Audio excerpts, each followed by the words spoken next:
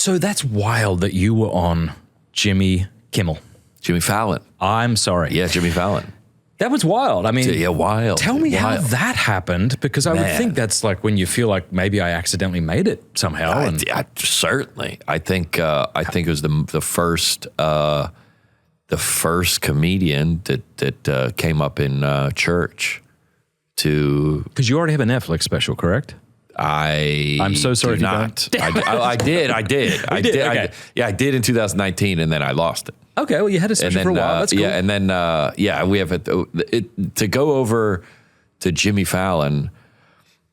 You go. I mean, you go back and forth for years. By the way, you do jokes, and they say you got to go do it live. You can't just do it to a camera. You got to go do it live, and they watch it. I need you to slow down and explain every step of this for me, because I think people will be genuinely fascinated. So let's see. That you're invited to audition essentially, and you have to fly up to New York, or what? So I, in essence, vocalized to my representation that I would like to. It's going too slow now. Just speed up a little bit. Try to get on Jimmy Fallon. Yeah, good. And they go, yeah, sounds good. We know we've get in contact with the booker. We've sent other comedians over there. We need you to give us 5 minutes. So you're looking, I have hours of material. You're looking at, well, that's not going to work. That's not going to work. That's too Christian. That's not. And then you go, all right, here's 5 minutes. Send it to them. They go, first time they go, absolutely not. But you send them a video. Yeah. I see. That's Of, the first of me step. doing stand-up. Yep. We like. Why did they say absolutely not? I think I had some jokes that were like a little bit off color. Okay. Not dirty, but just like a little bit too maybe politically incorrect. But that's tricky about comedy is you kind of got to be a little bit of that. But for TV, it's a fine line. So they go, well, we don't like, but we do like this guy. So give us more. They didn't say no. They go, we don't like this content. Give us another. And I was like, oh, maybe I could do the stuff about my parents, or maybe I thought maybe me not being a man, and then my relationship, and then I went another one. They go, oh, we this is more in line. So then they got to refine it, but we don't like this joke. Move this part out, and you send it. I mean, this goes on for months. I would almost say years. Hallow is the #1 Catholic prayer and meditation app to deepen your spiritual life anytime, anywhere. Go to hallow.com/MattFrad to get the first 3 months for free. Going down to the comedy club on Monday night, I just need 5 minutes, turn on the cameras, do it, send it back. We don't like the one part you mentioned. I go, well, it's the same joke, just take that part out. That's how it would be. And then I was sitting in my kitchen counter, middle of June, and I got an email that said, you're confirmed for the Tonight Show, June 16th. What was that like? Oh my, I mean, I got Because you've been doing this for years. I don't know if you remember this. I met you a long time ago at a Life Teen conference. Yeah, you spoke at a Catholic conference. Yeah. And you were great. And that was about, 15 years Man, ago I didn't deserve to be there. I don't know what. Yeah. I was in Phoenix. Yeah, you did excellent. Everyone thought you did great. It was really great. Yeah, I think I had a unique perspective on Catholics, it. and being an evangelical, that everybody was kind of like, this is awesome. But I think what people don't often realize is, like, you hear about someone. You know what's wild? I just heard about Nate Bargatze. 3 days ago, I heard about him. That's insane to me. He's been working for years, and I'm like, I now know he exists. He'll come to the what do you got, a hockey team here? I don't know. What do you got? What are the biggest sports? You come to the arena here. What is sport? I don't know. Sell 50,000 tickets. Yeah, and he's clean. That's right up your alley. Yeah, you like that. But my point is just, like, I don't think people realize how much effort you've had to put in to get a moment like that. Yeah. Oh yeah. There you go. And I told my fiance, I go, if they one more time, because I tour on the weekends, and then Monday night and Tuesday night I'm going down to the comedy club to try to work on this 5 minutes. I go, I need to be resting. I don't have time to be down here every off night. And I go, if this last clip doesn't, if the Tonight Show doesn't, I go, I think I'm just going to be.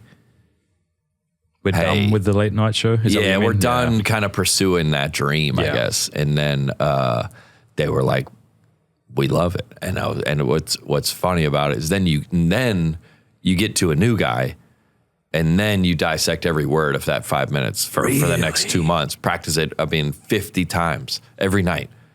With this fella? Or with you? You do it locally and then you send it to him. Video it. Switch this. Who's the guy? Not Jimmy Fallon. No, I know that. His name's Michael Cox. Did they assign a guy for you to work with? Or? He all he does is comedy. Okay. So he's in charge of. So he probably works with a couple at a time. Wow. Yeah, and it's unbelievable. I had no idea that much. And then you got to go. I was doing it on Monday night. So just real quick, so you're given this comedy routine to this fella, this 5 minutes to this one fella repeatedly. Yeah.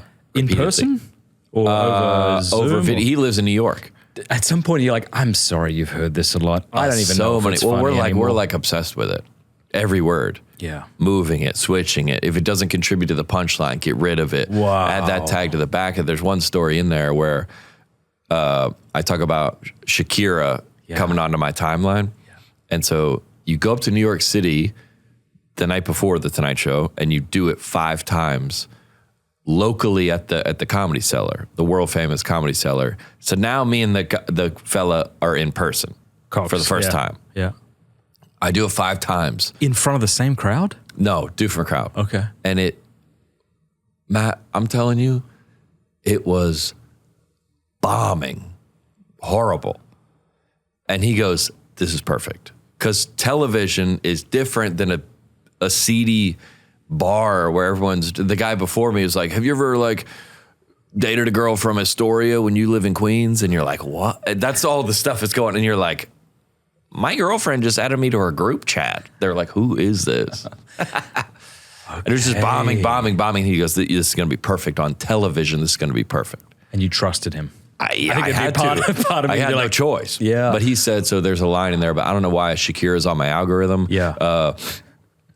My mom was at a Mexican restaurant. She ordered in Spanish. Maybe my phone heard her. I love that bit. And then the second line is, she's Colombian. I ordered some Colombian coffee.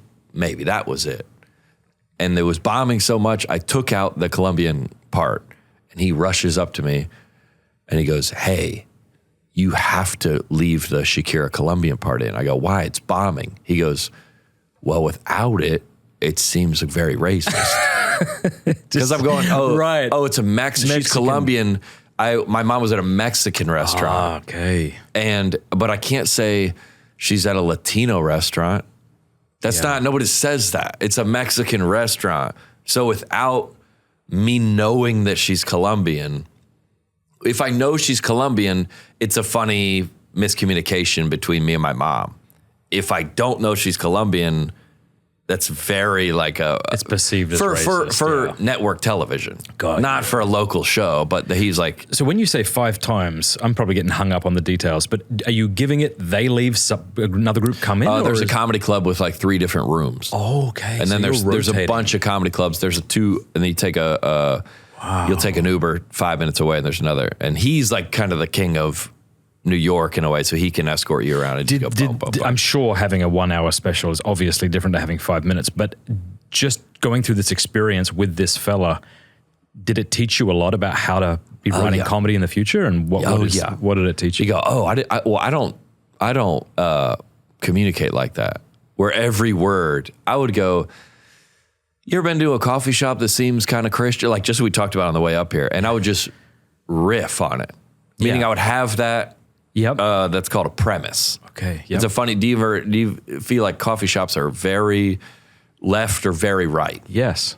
I would take that to stage and I would just kind of explore in that topic. And if people liked it, related to it, I would just kind of keep it. It would never really be written down word for word. Or not, definitely not. I could be saying something in that. If I was going to take that set to the Tonight Show, I would really look at every word of it.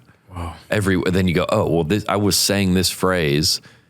Really, if the words don't contribute to the punchline, get rid of it. Wow. It's not helping the context. And it was and I walked in and I was in Jacksonville. They're like, well, why are you saying it was in Jacksonville?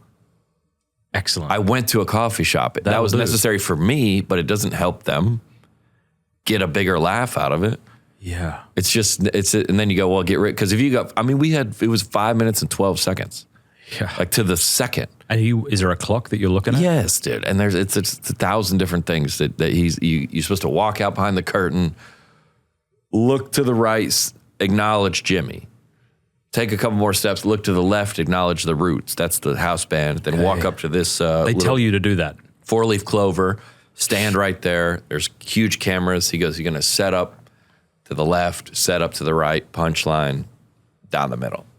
So it's like you're supposed to be, and it's like, but also just be loose and have fun. You're like, all right, yeah. All right. Wow, it's the biggest stage of your life times 1,000. That is wild. And you've given this 5 minutes so many times. When the lights were on and you walked out from behind the curtain, was it a sort of dissociative experience, a sort of out of body? Yeah. And at one point, did you, as you were delivering the jokes, you're like, I'm on the Tonight Show. Tonight Show. You're well, I thinking think every comic, I don't care who you are, it's like we're on the way to the Super Bowl. The football player and all of his family, he's like, this is amazing. We're at the Super Bowl. The player is like, yeah, I still got to play. Yeah. Like, I know you guys are all down here and we're having fun and we made it. I still got to play. So I wasn't having fun in New York City prior to going on it. Oh, I bet. I was terrified. Yeah. And then as soon as you get a big laugh. Oh, that must just be the beautiful. first one. Yeah. Then you go, oh. If Drop you like the shoulders, if relax. you like this next can't 4 wait. minutes is going to be game over. Yeah. And you don't get the first one. It's terrifying. Thank you very much for watching that Pints with Aquinas clip. If you like it, do me a favor, click like and subscribe, and please offer a Hail Mary for the work of Pints with Aquinas and all the people we're trying to reach. God bless you.